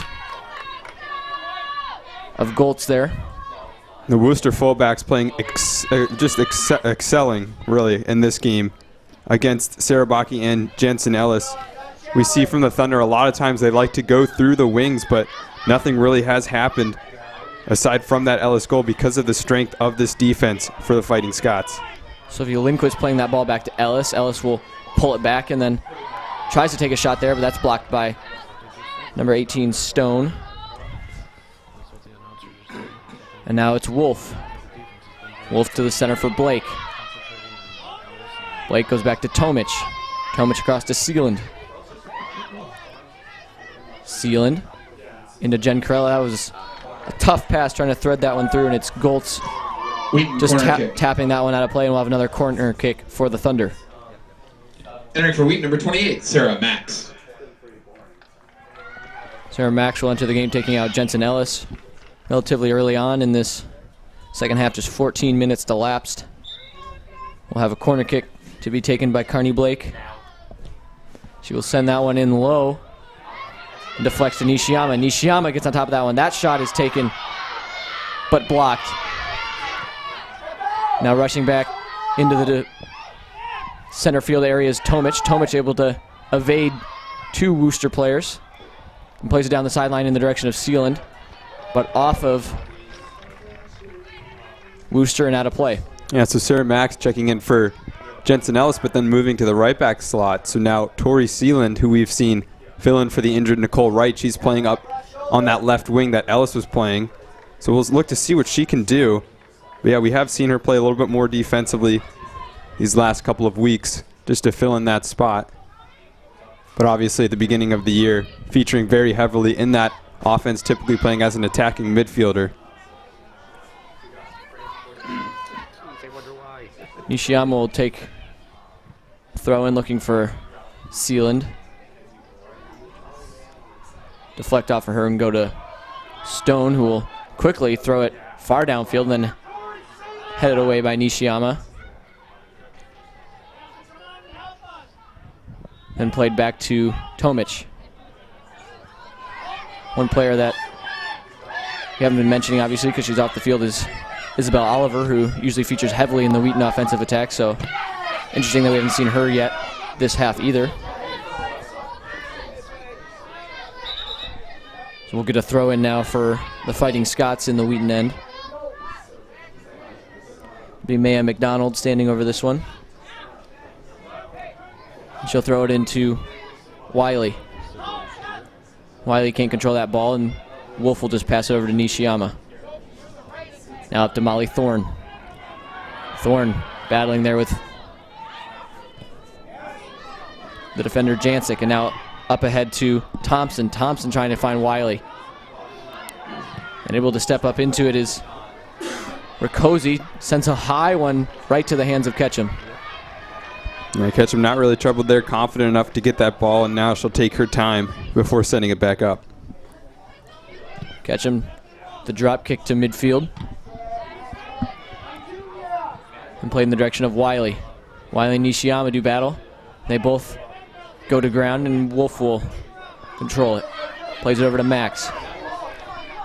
Max has many Wheaton attackers ranging upfield. Plays that one just out of range of Lindquist. And that ball sent spinning in the direction of Max, who heads it once again, trying to find Jen Corella. And knocked out by 14 McDonald. Max will look to throw this one in. Has Lindquist and Jen Corella downfield. Throws it over the head of the defender McDonald. Jen Corella can't quite get to that one, but we'll have another throw in here. And 22 minutes gone, or 27 minutes gone. We haven't seen too many substitutions in the second half for either team. Ball played downfield, the direction of Tomic. Ketchum will play it over to Nishiyama, who has space to move up. Looking for Baki. Baki just can't quite get there. He'll go back down for Wiley. Wiley steps forward, is able to get that ball, but we'll have a whistle now. And I believe in potential offside call, maybe, but either way, this sideline for Worcester's very upset with that call. And we'll go back to the Thunder. And the Thunder have switched formations just a little bit. You've got Baki now up on that left wing. Molly Thorne playing a little bit higher on the right. And then Sealand and Lindquist both in attacking midfield roles in the center. Max to Lindquist. Lindquist is able to get by her defender, and Riccozzi will be called for the foul there, and we'll get a free kick from Blake. Blake will survey her options, and a little hesitation here. She decides what to do, and will send it downfield in the direction of Thorne. Thorne perhaps lost it in the sun a little bit there. And then it's chipped back downfield for Max, who stops it. Pops up into the air, touches by number 8, Holly Thompson. Then Worcester regains control. Kelsey Hall now, dispossessed by Blake. Goes back to McDonald, who plays it downfield, and it's taken by Nishiyama. Baki now plays it through, looking for Jen Corella. Neither team really able to establish anything going right here, as we see a lot of play in the midfield area. Goes up to Blake. Wheaton just trying to get it past this area and try to get into a zone where they can potentially get some shots on goal. They just got to break through this area right here as Jen Corella finally takes control, solid control of the ball, and is able to get it in. Trying, looking for Thorne. Thorne rushing for it and is able to get on the end of it, takes the shot, and that one goes off the side of the net. Just a little wide of the goal there. Yeah, the best chance we've seen in a while from either of these teams. You got Jen Corella always playing as a creative player. Look at that ball just right over the defense. And Thorne, really tough angle. Hunter does very well to close that off for her. But nonetheless, a good chance, positive play here in this new formation for Wheaton, working out pretty well so far. So we see a number of new subs come in for Worcester, including number 2, Megan Badge, and number 19, Chrissy Blanchard, as well as 13, Zunich, who is featured heavily in that first half offensive attack for the Fighting Scots. So we'll see if that adds a spark to their offense. And Isabel Oliver, who I mentioned earlier, will enter this game now. We'll have a Thunder throw in as Max will run over to take this one. Looking for Lindquist. Lindquist touches it back to Max. Max pressured by 2 Worcester defenders, including Zunich, who's able to strip that ball and plays it ahead, looking for Blanchard. Blanchard goes back to Badge. Badge now to McDonald. McDonald trying to find Blanchard there, and he'll be intercepted by Tomic. Now Davis. Ball sent high in the air to Baki. Baki trying to send it through to Thorne. Thorne able to gain control. Plays it back to Baki. Baki through to Sealand. Sealand just can't quite get a foot on that one, and it'll roll through to Hutton. Yeah, it's a tough ball to connect to, even if you're of Sealand's quality. It was a nice thought, but Hutter steps out and collects. Hutter sends it high to that far sideline. Nishiyama can't get ahead on that, but Wheaton will control the ball as it goes to Blake. Blake now surveys and sends it in, trying to find Sealand. Sealand possibly able to beat her defender to the ball, and she does. Gains control, but have an offside call there, and it'll go back to Worcester. And once again, we haven't seen too many offsides in this game from either team. Most of the play is coming through quick passes, quick possession. Carney Blake, however, certainly has the quality to send those long balls in, and just too eager there with Sealand. And after an initial rush here from Worcester in the early stages of this second half, haven't really been able to generate much offense after that, those initial opportunities. So we have a bit of a stoppage of play here. It looks like Nishiyama will be exiting this game. And might have Jensen Ellis re-entering this game.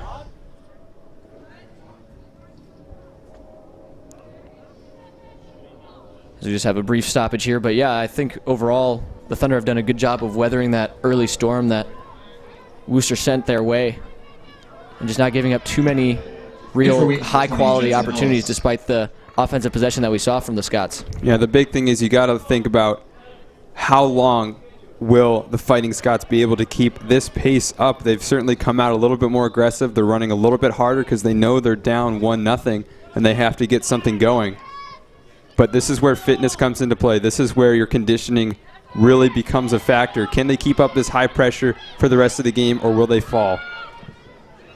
And Wheaton's, their win yesterday against Webster, we saw them be able to bury a second goal that I think really kind of put it out of range of Webster, but at just a 1-0 lead, this is still very much in the range of Worcester to try to be able to tie this game. It only takes one shot, it only takes one opportunity to do so. So as long as they can keep this game at a 1-goal deficit, really anything can happen, as we have Blanchard rushing up the field, but that pass is intercepted by Blake and played ahead to Wolf, who drops it back for Sealand. Sealand appears to have now dropped back once again with Nishiyama exiting the game, being replaced by Ellis, so she'll be playing more of a defensive role once again.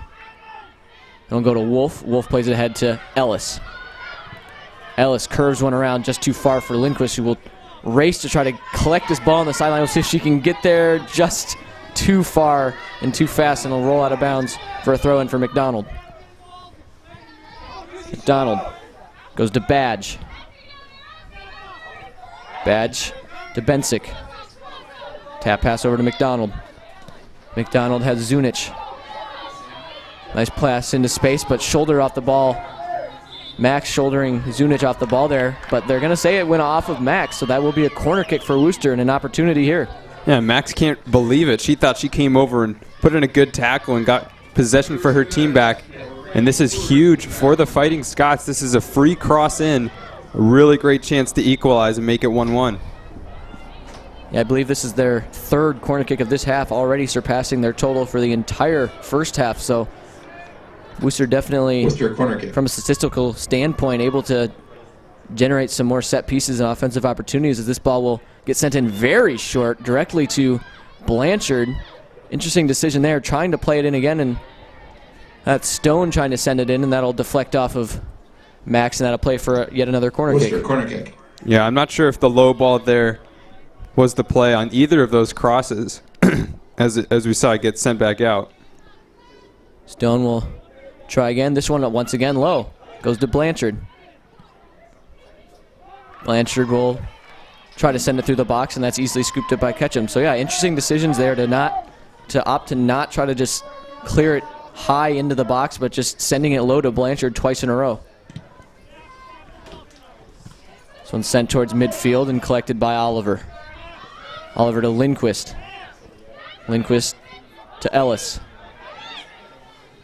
Ellis pointing there is Blake, trying to tell her teammate to send it to her to open space, and it's taken over by Jancic. Plays it ahead to Badge. Badge immediately swarmed by both Ellis and Wolf, but is able to maintain control of that ball and have it sent out in the direction of Blanchard. Badge now doing battle with Wolf. Steps and plays it up ahead to Blanchard. Blanchard diving, trying to slide and keep that ball in play, just can't quite do it, and he'll go for a Thunder throw-in. In for Wheaton, number 11, Hannah Max. So Hannah Max will enter the game, taking off number 18, Sophia Lindquist. She's had a very solid game so far, contributing heavily to this Thunder offense. And now it's Ellis with Stone. See who comes out of this scrum on top, and that one looks like just rolls out of play off of Ellis, and we'll have a throw-in for Stone. And Baki moves back out wide on the right side since the introduction of Max, and Ellis, who had been playing in the middle, now back out on the left side, so she'll go against Stone some more. And we've seen Stone has been probably the best player for Worcester outside of Hutter tonight. Just really capable and able to stifle Ellis down on that left wing. Yeah, just very strong defensively. You can see why this team is so good defensively, why they let up so few goals, even against a team of Wheaton's caliber that is used to putting up plenty of goals against their opponents. You can definitely just see why they're so strong defensively, as this ball is played up to Oliver, and then Thorne now. Thorne goes to Ellis. Ellis looks for Oliver downfield. Perfect pass right on in stride. So Oliver corrals that ball. Plays it back now, Wolf. Wolf ahead to Ellis. Ellis, one touch. And then ball is cleared into the box area, knocked down by Thorne. Thorne is knocked down, and go to Ellis. No call there. Ellis takes the shot, and that is stopped relatively. She takes a little dive there, but didn't look like it was too much for Hutter to deal with. Yeah, and right here the referee, he's going to see that that's a foul, but he's going to play advantage. And honestly, if I'm the Thunder, I want that free kick. I've got Carney Blake on my team. I've got Jensen Ellis. That's a really dangerous opportunity. Jensen Ellis still gets a good shot off, but certainly could have been a nice spot to get a free kick for the Thunder. Max now playing it ahead for Baki. Off the head of McDonald and straight to Baki. Baki works, sends it high over the top of the net. No real chance for anyone to get on the end of that, and that one will just roll out of bounds. That's the first cross we've seen from Baki in a couple of minutes. She's been relatively quiet. in this second half is the fullbacks here for the Fighting Scots doing a very excellent job of covering those wings and preventing any crosses into the middle. We get to the final 17 minutes of this game. Remains 1-0 Thunder. And Worcester really going to start to feel the pressure to try to put one up here, to try to tie this game as their season is on the line in this second round of the NCAA tournament. Thunder win, they will be the first team to advance to win 2 games in this tournament. It's obviously being the only game played on Friday against Webster, which they won 3-0 in order to be in this game against Worcester.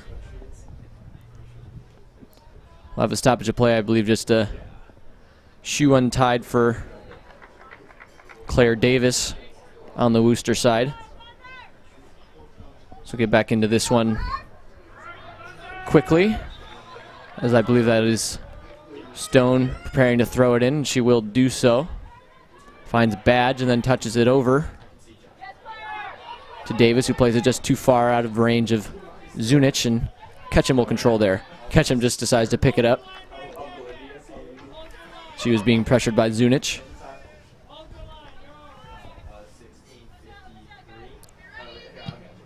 Ketchum will drop kick it back to midfield. Baki tries to knock it down. Then headed forward by Max. Oliver now rushing for that ball. And just cleared away by Goltz. Max has Carney Blake close by, and she'll opt to go for Baki. That ball will deflect off of McDonald, and Thunder will move incrementally downfield.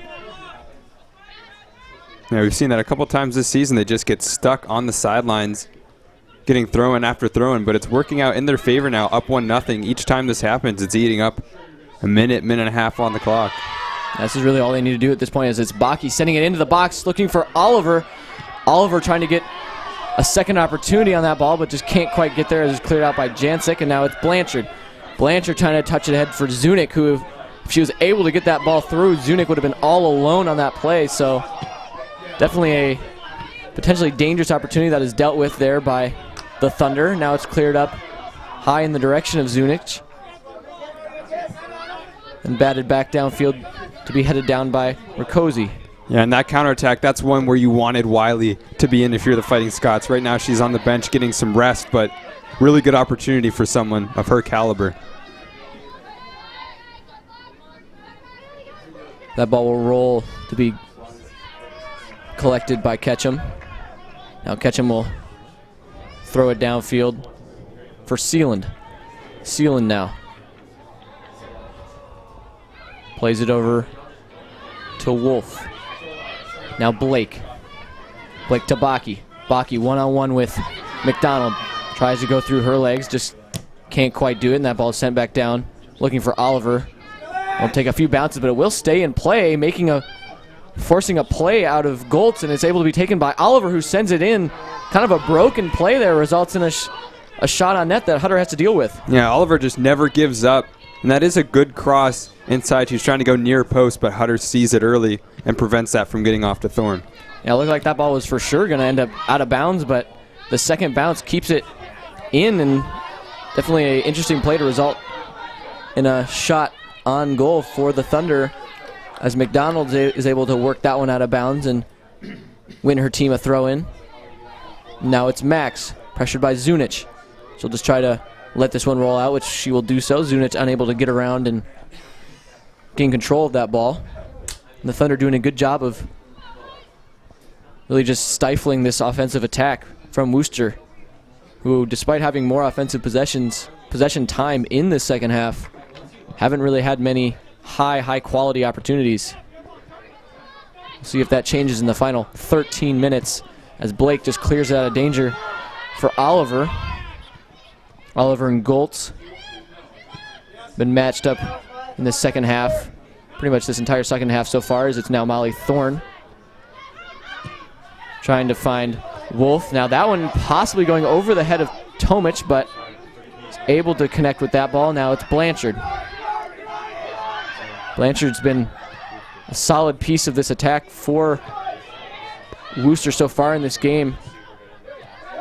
As now it's played ahead to number 10, Rakosi. Rakosi looking for Zunic. Zunic can't quite find that ball, and it's played ahead for Ellis.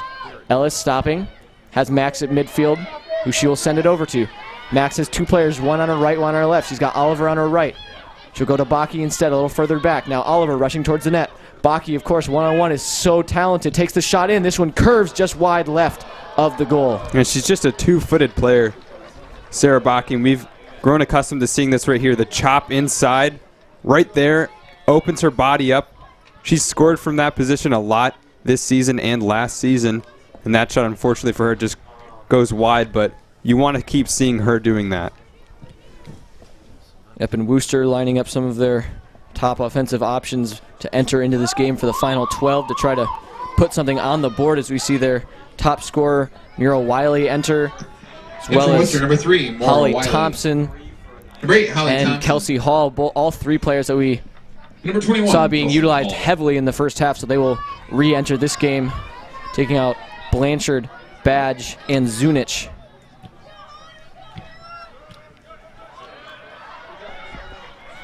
As the Thunder will win a throw-in to be taken by Sealand.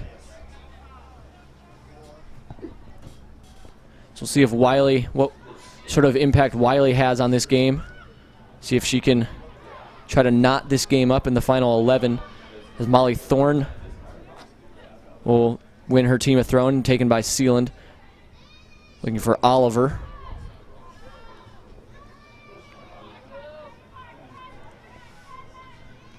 Oliver now plays it back, trying to find Sealand. Sealand keeps it in bounds. And it'll go to Blake at midfield. Blake likes taking these far shots, which she will do again. That one a little too high and out of play. Yeah, and I like it. Nothing really coming that's too concrete here for the Thunder. She knows she's got a pocket of space, and as you said, she can hit those long shots. That one there just is going to keep rising, but if you see an opportunity, take it. Hutter now. Send it this one relatively short, straight to Max. And now Oliver swarmed by 3 defenders. Now Baki. Baki touches it through to Max. Sisters will connect on a pass there, and it goes to Oliver. Oliver crossing into Thorne. Thorne with a bit too hard of a touch there, and it's taken back by Worcester. But then Blake. Blake just takes her time and plays it to Max. Max, who is being guarded heavily by McDonald, who taps it out of bounds. Now it'll go to Oliver. Oliver tries to get into Baki and then cleared out once again. Max now. Knocked down by Thompson. Now it's Wiley trying to get on the end of that one. Sideline here for Worcester, calling for a foul as Thompson went to the ground there, but no whistle, no signal from the refs here. Now we played up. That pass intended for Thompson, intercepted by Blake, and it'll go to Max. Max now to Oliver. Oliver stepping, plays it across. That pass just too short for Baki. Max yet again stepping forward. This one deflects off of McDonald. Played in the direction of Wiley.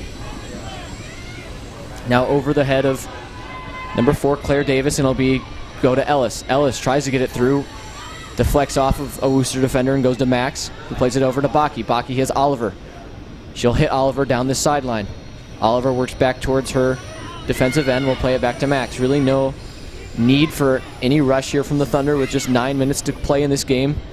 In control, 1-0. Pressure's really all on Worcester right now to make something happen. We'll see if they can do it. Now it's Wiley. Wiley's the player to watch, leading this team in goals. She collides with Tomic there and goes to ground. Looks to come up limping a little bit, as that's definitely not what you want to see if you're a Worcester fan. So go to Tomic. Played across to Sealand. Sealand stepping back. Now plays it down the sideline for Baki, but too far for her, and that'll be a turnover. We'll have McDonald line this throw-in up. Goes to Thompson. Thompson gets by Baki. Great play there, but that one just touched a little too far, and then challenging it is Max and deflecting off of her for a throw-in now in the Wheaton end. And we've seen the Worcester coaches getting progressively more adamant that this referee step in. We've seen a couple of harsh tackles on both sides of the ball in the past couple of minutes, as, like you said, a little bit more of a recognized factor that Worcester is down 1-0 in this game, and they've got to start playing a little bit more aggressive, get the ball up, and try and get a goal. Kelsey Stone now with this free kick. Was not a throw-in, but it's actually a foul called there, and it'll go to number 15, Bensick, who tries to play it in, and Ketchum will collect that ball. So we enter the final 8 minutes of this game. Season on the line for the Worcester Fighting Scots. They have to try to come up with something if they want to extend their season. That'll go to midfield, play to Thompson. Thompson with the one touch to Wiley. Wiley, we know, can score. She moves forward into the box, but that is stripped away by Tomic. Tomic, of course, so strong defensively for the Thunder, dealing with the best player from the Fighting Scots time and time again this game. And Max will rush over to try to keep this ball in play, and will do so. Pressure immediately by McDonald. Worcester still dropping 3 players back on the defensive end. And now it's Ellis. Ellis finding Thorne. Thorne has tons of space. She has Baki running up on the sideline, and Oliver in the middle opts to take the shot, and that is stopped by Hutter. And then cleared out of play. Another great save by Hutter, who we've seen come up big time and time again this game. Well, she's been a bit stagnant as of late. Nothing's really come to her, but Thorne, really great opportunity to score. And look at this save, just the outstretched arms of Hutter. Thorne wanted to go near post there, but denied. And a great chance to go up 2-0 for Wheaton. Yeah, Thorne been all over this game so far, and she will now exit this game to be replaced by Rudin. It's now Wolf with the ball. Carney Blake. Thunder just need to possess this ball, and they will win this game. As Worcester needs to try to actually gain possession in order to be able to score, as it goes to Max. Max plays it to Ellis. Ellis stepping around her defender, takes the shot, cuts in. That shot is deflected. Another great save by Hutter. And she had Sealand coming inside. Great move here from Sarah. Max gets it in. Look at this turn from Ellis. Beautiful touch. And she does have Sealand coming in wide open on the left-hand side. Ellis goes for goal, forces a tough save from Hutter. Now another good chance with this corner. And a lot of times, good offense is your best defense. If the Thunder can just keep it in the Worcester end, they will win this game, as the ball is sent in by Carney Blake. And that shot is just struck by Ellis there, just over top of the goal. Would have been a beautiful conversion there. Yeah, nice ball sent in here to the back post. And it looks like there Tomic came in. So I also thought it was Ellis coming in, but Tomic, we've seen her very dangerous on corner kicks. She scored a couple of goals this season in that manner. Yeah, Tomic getting in the mix offensively, something we don't see a ton of, but yeah, on that corner kick set piece opportunity, is Wheaton will once again try to press this ball forward. Now it's Wiley heading it straight to Blake, who Blake sends it off of number 10, Riccozzi, and then sent back deep into the corner, looking for Oliver. McDonald, however, able to control that ball and sends it back for Rudin. And now Sealand. Sealand plays it back to Ketchum. Pressured heavily by Blanchard. We'll just send it down the sideline for Sealand and out of play. Now this is an opportunity. Worcester's now in the Wheaton offensive end with 4 minutes to go. This is perhaps the chance they were looking for, as the throw-in finds Blanchard. Blanchard plays it to the sideline. Now this could be a cross in, sends it in and then headed out and out of danger, but then goes right to Blanchard again. Ball popping around. Now rushing for the ball, is trying to get to it is Baki, but just can't. Wolf trying to get to that ball. And then tapped in and then sent out by Max. Oliver now trying to get on the end of this one. Rushing with her is Goltz. Oliver able to win that ball, trying to play it to midfield, is tripped up by Goltz, and now Worcester takes the ball back. So that's 15, Bensick playing it down the sideline for Thompson. And that ball will go out of play for a corner kick late in this game. This is the opportunity that Worcester was looking for. Well, this is it right here. You mentioned Rudin checking in. She's playing a bit more defensively as basically a center back. She's in a stopper role in front of that defensive line. So clearly Pete Felsky looking to hold this 1-0 edge here. But a corner kick for the Fighting Scots. This could be it. Yep, this is what they're looking for. This is Kelsey Stone now will stand over the ball.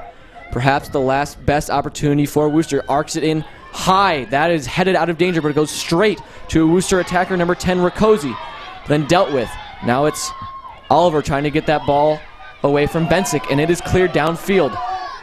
It'll go to Hutter. Hutter immediately stepping up, trying to keep this ball in the Wheaton offensive zone. They need it down here if they are to try to tie this game up. As you can see, pressuring, putting players higher. We'll get a foul call now.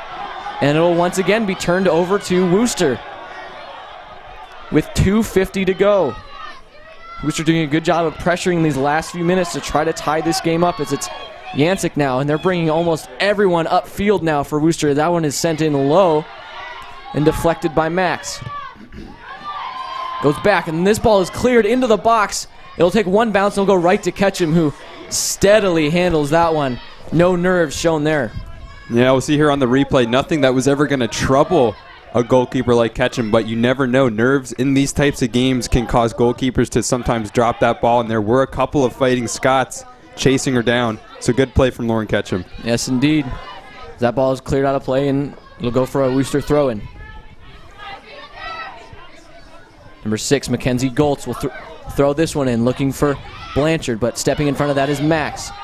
Max now with the ball, tapped out of play. Worcester continues to maintain possession of this ball, winning throw-ins. Headed up high into the air. Go for McDonald. McDonald now, another tap out of play, this time by Baki. And just look right now, all the white shirts on this side. Wheaton is so compact right now. Minute 37 left, they just have to hold on. Yeah, exactly, and of course, Worcester bringing up every single player past that midfield line when they are in this zone, and now it's goes off of number 10, Rakosi, in the direction of Davis. Now able to get clear now is Sealand. A lot of space open on this far sideline, and cleared up ahead for Ellis.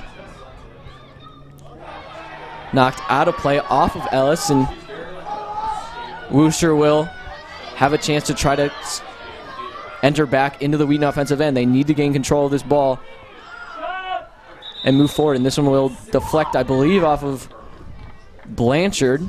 We'll have a throw-in for Sealand as Jen Corella will enter this game, taking off in for Wheaton, number 6, Sarah Gencarella.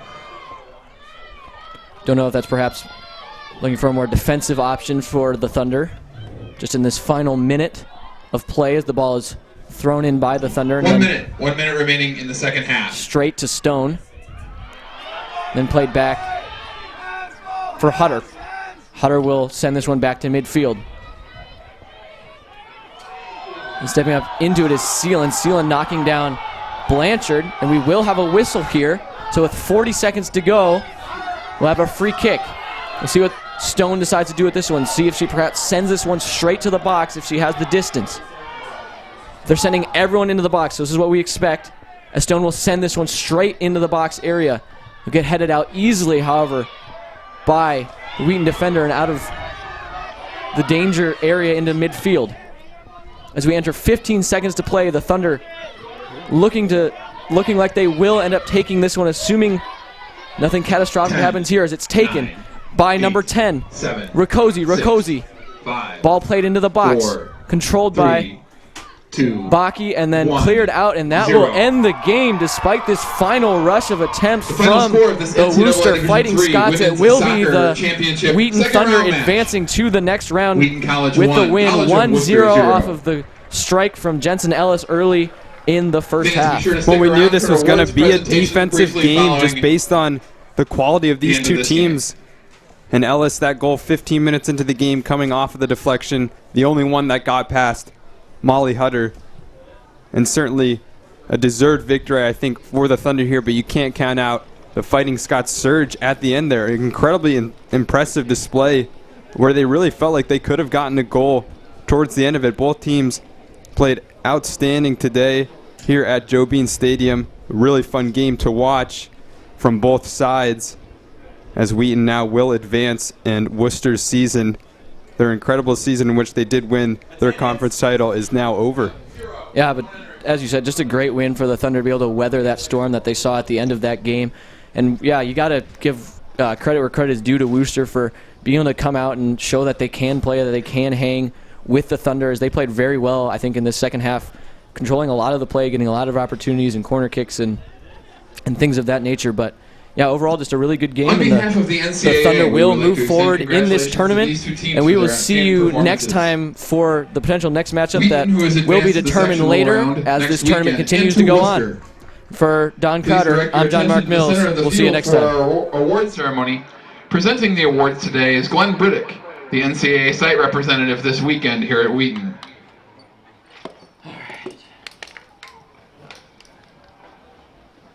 Concluding their season with a record of 14-3-4, we are pleased to present awards to the Worcester Fighting Scots. If we could please request that Worcester now line up to receive their awards.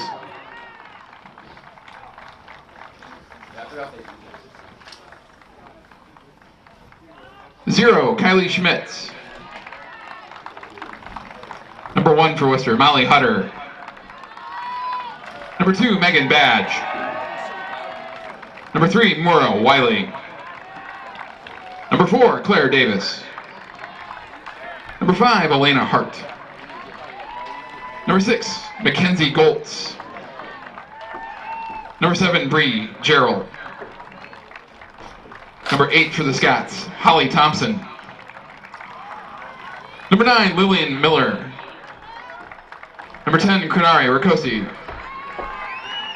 Number 13, Mila Zunic. Number 14, Maya McDonald. Number 15, Alexa Bensick. Number 17, Cami Bly. Number 18, Kelsey Stone. Number 19, Chrissy Blanchard. Number 20 for Worcester, Peyton Jeanette. Number 21, Kelsey Hall. Number 22, Helena Jenzik. 23 is Sam Draves. 26 is Madison Carter. 28 is Claudia Partridge. And 29 is Sinna Adden. The head coach for Worcester is Jordy Brown. Again, congratulations to the Scots on an outstanding season.